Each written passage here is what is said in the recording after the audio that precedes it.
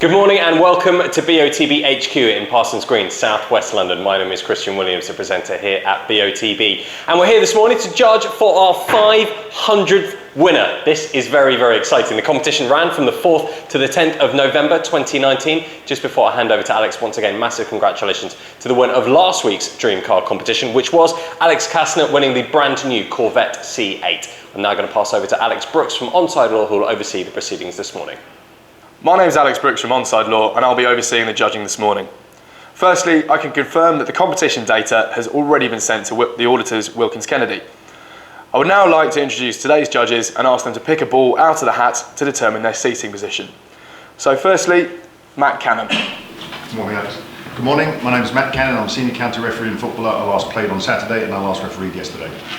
And I have number 5. Next, Kieran Fitzgibbon. Morning, Alex. Hi, my name's Kieran Fitzgibbon. I'm a footballer, referee and referee secretary. So, number 1. Alain Gomard. Good morning, Alex. Good morning, my name is Alain Gomard. I'm an ex-professional footballer. I've played for Paris Saint-Germain, Newcastle and Fulham. Number 4. Next, Leo Donnellan. Good morning, Alex. Hello, my name is Leo Donnellan. I'm an ex-professional football player. I've been with Chelsea, Fulham and Leighton Orient. Number 6. Hugh Gilroy. Morning, Alex. Hi, my name's Hugh Gilroy. I'm an active referee, mentor, tutor and observer. Number 2. And finally, Ari Mendonca. Morning, Alex. Hi, my name is Ari Mendonca. I've been involved in football for over 30 years, firstly as a player, now as a referee. Number 3. Okay, judges, please mark on the screen where you think the centre of the ball should be. I will ask you to do this individually for a few minutes before justifying your position. I will then ask you to come to a panel decision on the central screen. Okay, Harry, could you please justify your positioning? Yes, so player in red took the player on the right side out of these challenges with his right arm on the back on his back.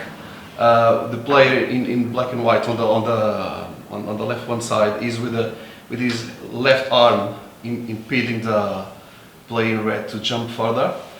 Player in red is looking towards this direction, and I feel that the player in black and white on the back, especially his expression tells me that he's about to add this ball, is looking towards this direction.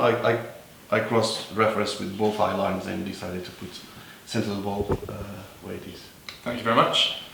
Next, Hugh, could you please justify your position? Yeah, mine's the green cross here. As Ari said, I think this player's been kind of put out of the aerial challenge by the arm in the back. I felt this player in red, just looking at his eye and the shape of his head, was looking up in this sort of angle. And I felt the player in black and white was probably almost at the top of his jump. His arms looked braced to kind of header it. So I looked from his forehead line where he'd meet the ball, where his eyes were looking across, and I placed it where his eyes and his eyes met.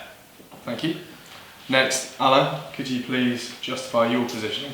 Yeah, so we got 3 players in the shots. Player on the right hand side, I don't think he's part of the action. So one of these 2 players is going to head the ball. Player on the left, I think, is looking, he's at the top of this jump, I think, and he's looking, horizontally.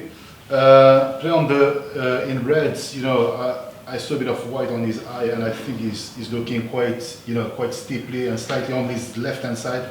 That's why I was, a bit more on the left compared to my colleagues. So cross-referencing both eye lines, I decided the center of the ball was there. Thank you very much. Next, Matt, could you please justify your position? Yes, mine is the orange cross here near the top of this group of 5. I said 3 players in shot. This player at the bottom is very passive and not really paying any attention to the ball. What I think is happening, this player, as has been said, is at the top of his jump. He's looking at the ball and he's coming across the player in red to head the ball. This player still may get to the ball, but I've taken their cross-reference of their eyes and I put the centre of the ball where my orange crosses. Thank you very much. Next, Kieran, could you please justify your position? Yes, mine's the grey cross here. Just as my colleague said, these players are trying to compete for the ball. I think the player in red has jumped on the back of the player in black and white at the front first, and then he's been caught by the player in black and white behind him. Both of these two players are looking intently towards the ball. This player clearly is not looking at the ball. Taking the eye lines, I've placed my grey cross there. Thank you very much. And finally, Leo, can you please justify your position? Yeah, there's 3 players in shot. I believe this player has been kind of pushed out the equation to win the ball. So it's between these 2 players. If you look at their eye lines, I think he's looking in that direction. I think he's looking in that direction. I think the player in black's going to win the ball because he's above the other player, and I think usually the player that jumps first that wins the challenge. So I think he's that bit higher. So looking at his eye line and his forehead and his eye line, that's what I've got for that. Thank you very much. Judges, please now come to a panel decision on the central screen. For your reference, the larger white cross is the calculated average of the 6 individual selections. Does everyone see the screen? Yeah, Yes, just tilt a little bit more. Tilt a little bit more, yeah. Okay, thank you, Larry. Okay, Alan said you can see a little bit of the white of this player's eye. It's a little bit there, and you've gone slightly higher, haven't you? So let's go in from your cross up here. And let's take the lowest. I just felt the shape of his head. If he was looking You there, it would be you would tilted incline a it little to a bit little more. bit more. I know the ball's close to him. I I felt just that as felt the well. neck would be. It's not very Slightly, wrinkled. It's yeah. not very wrinkled at the back. Yeah, so he's not looking steeply. I didn't No. think so. No. Not as steep. I mean, let's again put a different colour on for this player. I think we're all pretty much in agreement. He's coming towards the ball to meet it. His arms kind of braced, like Yeah. he's going to power into the header. Yeah, And his brows furrowed. It looks like he's anticipating getting the ball imminently. yeah. I think Hugh had a good point. Is actually that I think it was Hugh who said whoever's jumped. No, Leo. Sorry, whoever jumps highest is more Yeah, usually with the ball, winning And the even ball. Yeah. with his hand over there is preventing him to go, the player in red to go further anyway, Yeah. just to get that advantage anyway. Yeah. So I mean, if we took Alan's out to see what happens, it shifts it right into the middle of us. Yeah. There's kind of 2 to the left and 3 to Yeah. the right. Yeah. It's much more clustered. But the thing is, I don't think they're on the same plan. He's slightly forward Yeah. after him and after him. So I think the player in red is looking slightly on his left. Okay. You know what I mean? Yeah. If I hide the lines, and then we can have another look at his eye. So that's where you're projecting is looking. Yeah. What about the rest of you? Do you think that's too steep? It's plausible because it looks to me as though the player in red's come in to make a challenge on the player in black and white at the front, and then the player in black and white has come in after him. Yeah, So he's So not expected yet. Yeah.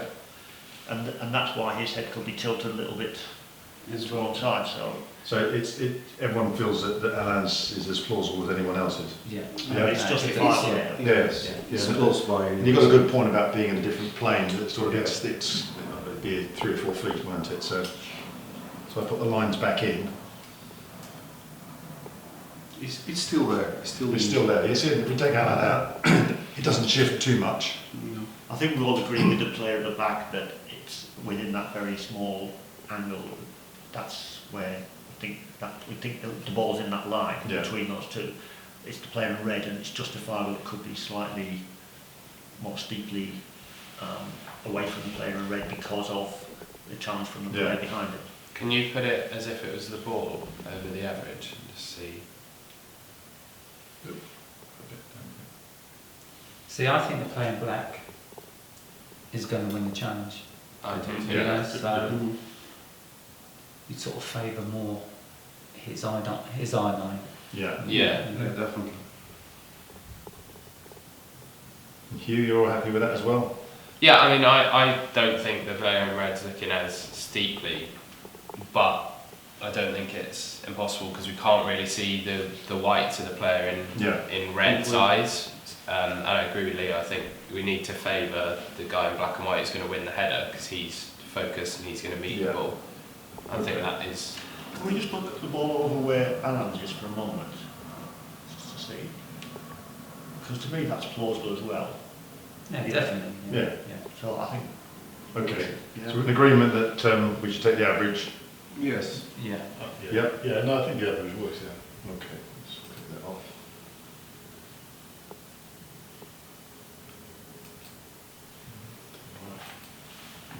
How's that? Yeah. Yeah. Perfect. Okay. Well done, guys.